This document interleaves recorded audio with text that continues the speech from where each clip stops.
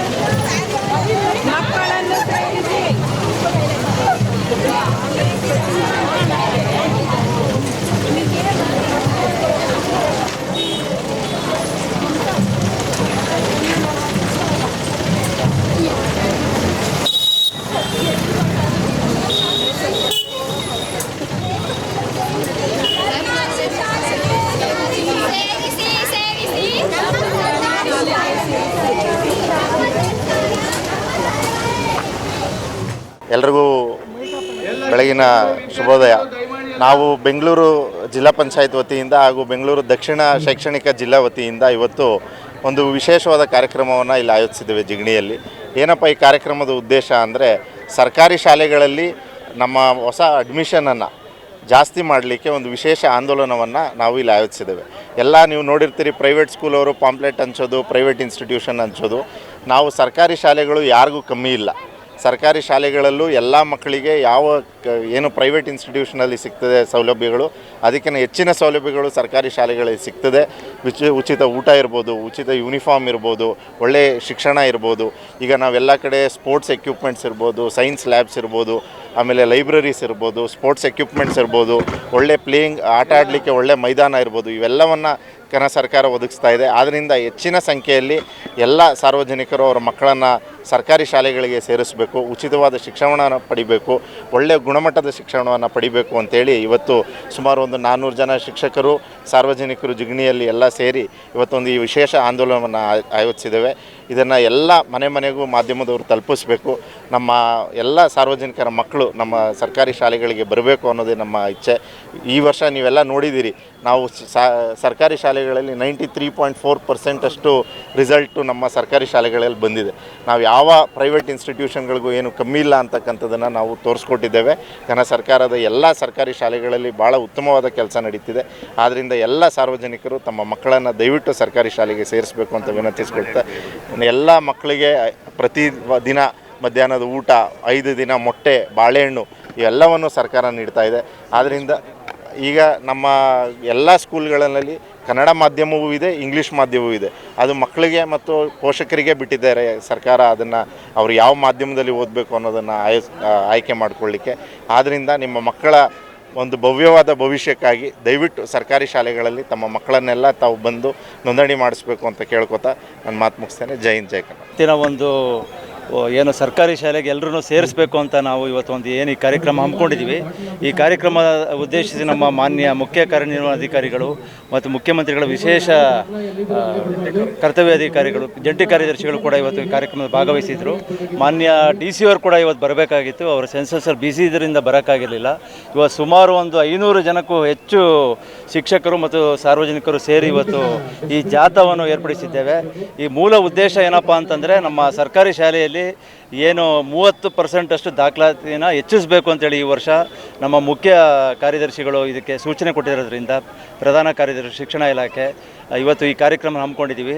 ಮತ್ತು ನಾವು ನವೆಂಬರ್ 14ನೇ ತಾರೀಕಿಂದನೇ ಮಹಾ ಪೋಷಕರ ಸಭೆ ಅಂತ ಮಾಡಿ ಆ ದಿನದಿಂದನೇ ನಮ್ಮ ಶಾಲೆಗಳಿಗೆ ದಾಖಲಾತಿ ಮಾಡ್ಕೊಳ್ಳೋವಂಥ ಒಂದು ಕಾರ್ಯಕ್ರಮನ ಮಾಡ್ಕೊಂಡಿದ್ದೀವಿ. ಈಗ ರಜಾ ಅವಧಿ ಇರೋದ್ರಿಂದ ನಾವು ಏನಂದರೆ ಸರ್ಕಾರಿ ಶಾಲೆಗಳನ್ನ ಮಾರ್ಕೆಟಿಂಗ್ ಮಾಡ್ತಾಯಿಲ್ಲ. ನಾವು ಇಷ್ಟೆಲ್ಲ ಸೌಲಭ್ಯಗಳು ಕೊಡ್ತೀವಿ, ಎಲ್ಲ ಕ್ವಾಲಿಟಿ ಟೀಚರ್ಸ್ ಇದ್ದಾರೆ, ಆದರೆ ನಾವು ಎಲ್ಲೂ ಕೂಡ ನಮ್ಮ ಬಗ್ಗೆ ನಾವು ಹೇಳ್ಕೊಳ್ದೇ ಇರೋದ್ರಿಂದ ನಮ್ಮ ಸರ್ಕಾರಿ ಶಾಲೆಗಳಲ್ಲಿ ಸ್ಟ್ರೆಂತ್ ಕಮ್ಮಿ ಆಗ್ತಾ ಇರೋವಂಥದ್ದು. ಮತ್ತು ಪಬ್ಲಿಕ್ಕಲ್ಲಿ ಒಂದು ಓನರ್ಶಿಪ್ ಇರಬೇಕಾಗತ್ತೆ. ಏನಂದರೆ ಒಂದು ಅವರು ಎಲ್ಲಿ ಅವ್ರಿಗೆ ಏರಿಯಾ ಇದೆ ಅಲ್ಲಿ ಪಬ್ಲಿಕ್ ಸ್ಕೂಲ್ ಇದೆ ಅಂತಂದರೆ ಅದು ಎಲ್ಲರಿಗೂ ಸೇರಿರುವಂಥ ಸ್ಕೂಲು. ನಾವೆಲ್ಲರೂ ಕೂಡ ಅದನ್ನು ಸೇರಿ ಅಭಿವೃದ್ಧಿಪಡಿಸಿದ್ರೆ ಆ ಶಾಲೆಗಳು ಮಾದರಿ ಶಾಲೆ ಆಗೋಕ್ಕೆ ಸಾಧ್ಯ ಆಗುತ್ತೆ.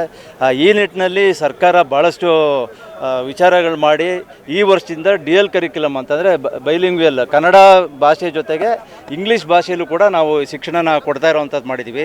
ಮತ್ತು ವಿನೂತನವಾಗಿ ಈಗ CBSE ಮಾದರಿಯಲ್ಲಿ ನಾವು ರಿಸಲ್ಟನ್ನು ಕೂಡ SLC ಕೊಡೋವಂಥದ್ದಾಗಿದೆ. ಅದ್ರ ಜೊತೆಗೆ ಏನಪ್ಪ ಮಾಡಿದ್ದೀವಿ ಅಂತಂದರೆ ಹಿಂದಿಗೆ ಗ್ರೇಡಿಂಗ್ ಕೊಟ್ಟಿದ್ದೀವಿ. ತಮ್ಮೆಲ್ರಿಗೂ ಗೊತ್ತಿದೆ, CBSEಲಿ 10ನೇ ಕ್ಲಾಸಲ್ಲಿ ಹಿಂದಿ ಇಲ್ಲ, 5ರಿಂದ 8ನೇ ತರಗತಿಗೆ ಮಾತ್ರ ಹಿಂದಿ ಇರೋವಂಥದ್ದು.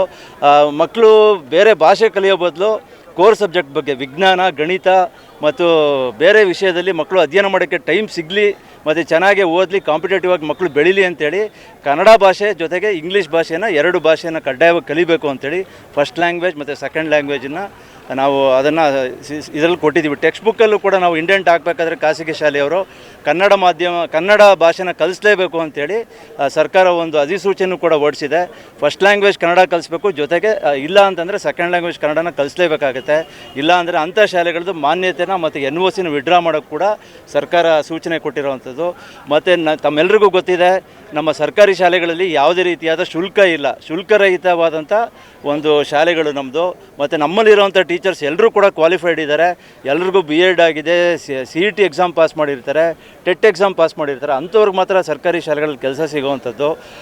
ನಮ್ಮ ಶಾಲೆಗಳು ಅಭಿವೃದ್ಧಿ ಮಾಡಿದ್ರೆ ಸಮಾಜದಲ್ಲಿ ಒಳ್ಳೆ ಉತ್ತಮವಾದಂಥ ಒಂದು ಮಕ್ಕಳಿಗೆ ಭವಿಷ್ಯ ಸಿಗುತ್ತೆ ಅಂತ ಹೇಳ್ತಾ ಎಲ್ಲರೂ ಕಲಿಬೋದು, ಇರೆಸ್ಪೆಕ್ಟಿವ್ ಆಫ್ ಕ್ಯಾಸ್ಟ್ ಇರ್ಬೋದು, ಇನ್ಕಮ್ ಗ್ರೂಪ್ ಇರ್ಬೋದು, ಯಾರಾದರೂ ಕೂಡ ಸರ್ಕಾರಿ ಶಾಲೆಯಲ್ಲಿ ಓದಿದ್ರೆ ಅವ್ರಿಗೆ ಉಜ್ವಲ ಭವಿಷ್ಯ ಇದೆ ಅಂತ ಹೇಳ್ತಾ ಒಂದು ಮಾತಾಡೋಕೆ ತಮ್ಮೆಲ್ಲರಿಗೂ ಹೇಳಿ ನಾನು ಮಾತಾಡಿ ಮುಗಿಸಿ. ಇವತ್ತು ನಮ್ಮ ಆನೇಕಲ್ ತಾಲೂಕಿನ ಜಿಗಣಿ ಭಾಗದಲ್ಲಿ ದಾಖಲಾತಿ ಆಂದೋಲನ ಕಾರ್ಯಕ್ರಮವನ್ನು ನಾವು ತುಂಬ ಹೆಚ್ಚಿನ ಸಂಖ್ಯೆಯಲ್ಲಿ ಸಾರ್ವಜನಿಕರು ಮತ್ತು ಶಿಕ್ಷಕರು, ಮಕ್ಕಳು ಮತ್ತು ಎಲ್ಲ NGO ಮಿತ್ರರು ಸೇರಿಕೊಂಡಂತೆ ನಾವು ಇವತ್ತು ದಾಖಲಾತಿ ಆಂದೋಲನ ಕಾರ್ಯಕ್ರಮವನ್ನು ಇಲ್ಲಿ ಮಾಡ್ತಾ ಇದ್ದೇವೆ.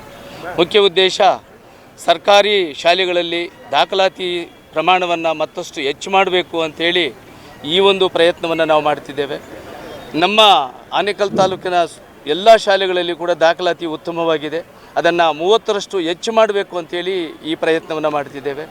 ಈಗಾಗಲೇ ನಮ್ಮ ಸರ್ಕಾರಿ ಶಾಲೆಗಳಲ್ಲಿ ದ್ವಿಭಾಷಾ ಬೋಧನೆ ಅಂತಂದರೆ ಮಾಧ್ಯಮವನ್ನು ಕೂಡ ಈಗಾಗಲೇ ತರಬೇತಿಯನ್ನು ಶಿಕ್ಷಕರಿಗೆ ಕೊಟ್ಟಿದ್ದೇವೆ. ಇಂಗ್ಲೀಷ್ ಮಾಧ್ಯಮವೂ ಇರುತ್ತೆ, ಕನ್ನಡ ಮಾಧ್ಯಮವೂ ಕೂಡ ಈ ಶೈಕ್ಷಣಿಕ ವರ್ಷದಿಂದ ಇರುತ್ತೆ. ಈಗಾಗಲೇ ಪಠ್ಯಪುಸ್ತಕಗಳೆಲ್ಲವೂ ಕೂಡ ಶಾಲೆಗಳಿಗೆ ತಲುಪುವ ಹಂತದಲ್ಲಿದೆ.